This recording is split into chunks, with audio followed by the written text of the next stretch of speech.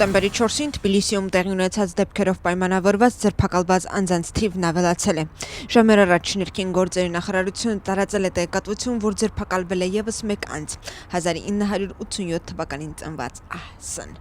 Այլ մանրամասներ առայժմ հայտնի չեն։ Իսկ 3 ձերբակալվածների ցուցակին ավելացել է ևս 8 անձ։ Այսօրվա տվյալներով ընդհանուր առմամբ ձերբակալվել է 45 մարդ։ 4-ը թաքնված են։ Փոխնախարարի պարզաբանմամբ շարունակվում են քննչական գործողությունները հանցագործության մյուս մեղավորներին բացահայտելու եւ նրանց քրեական պատասխանատվության ենթարկելու նպատակով։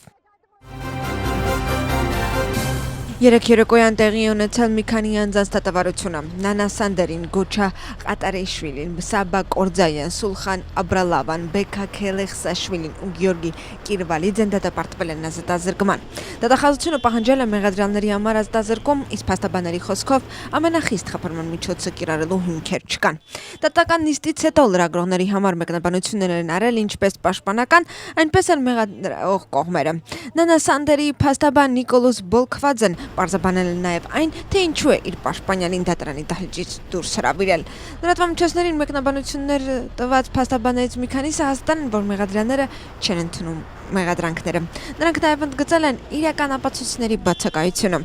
Աթոնելի պալատի մոտ տեղի ունեցած դեպքերին ներգրաված անձանց նկատմամբ հետաքննություն է ընթանում Վրաստանի քրեական օրենսգրքի 317-րդ, 222-րդ, 225-րդ եւ 187-րդ հոդվածներով։ Նշված հետաքննության շրջանակներում ընդհանուր առմամբ ձերբակալվել է 45 մարդ։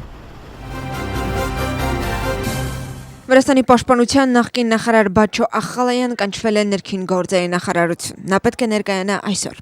Գերատեսչությունից հայտնում են, որ հրավերը կապված է քրեական գործի հետ։ Հիշեցնենք, որ հոկտեմբերի 4-ի դեպքերի կապակցությամբ լրատվամիջոցներում հրապարակվել է Ռուսթավելի Պողոտայի շարժման անդամ Պատա Բուջուլաձեի եւ Բաչո Ախալայայի գաղտնի ձայնագրությունը,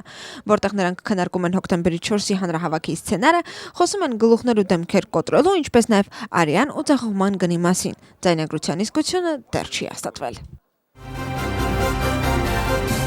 Իշխող թիմի ներկայացուցիչները նշում են, որ հոկտեմբերի 4-ի հեղաշրջման փորձը ֆինանսավորվել ու կազմակերպվել է արտասահմանից, որն իրականացրել են տեղի արմատականները։ Վրացական երազանքի անդամները մատնանշում են նաև դիվանագիտական առաքելությունների լռությունը, իսկ մի շարք ընդդիմադիրների գնահատմամբ իշխող կուսակցության հրետորաբանությունը ծառայում է Արևմուտքին, Վրաստանի բարեկամներին որպես թշնամիներ ներկայացնելուն եւ ռուսական քարոզչական պատմություն տարածելուն։ Վրաստանի վարչապետը ողջունում է Ղազայի հատվածի հրադադարի համաձայնագիրը։ Իրակլի Կոբախիձեն այս մասին գրել է իր սոցիալական էջում։ Մենք ողջունում ենք Ղազայի հատվածում հրադադարի համաձայնագիրը որպես խաղաղության հասնելու հույսներ շնչող իրադրություն, ասել է վարչապետը, ընդգծելով ԱՄՆ նախագահի դիվանագիտության վճռորոշ դերը համաձայնագրի կնքման գործում։ Նախագահ Թրամփի վճռական դիվանագիտությունը, որին աջակցել են Կատարը, Եգիպտոսը եւ Թուրքիան, կարևոր դեր է խաղացել այս համաձայնագրի կնքման գործում։ Պատանդների անհապաղ ազատարձակումը հիմք կդնի երկարատև խաղաղության, որը մեր ընդհանուր պատասխանատվությունն է, գրել է Իրակլի Կոբախիձեն։ Վրաստանի Լագոդեխի քաղաքապետարանն ամբողջությամբ ֆինանսավորել է թվային տեխնոլոգիաներով հետաքրքրված Լագոդեխի 30 երիտասարդների կրթությունը։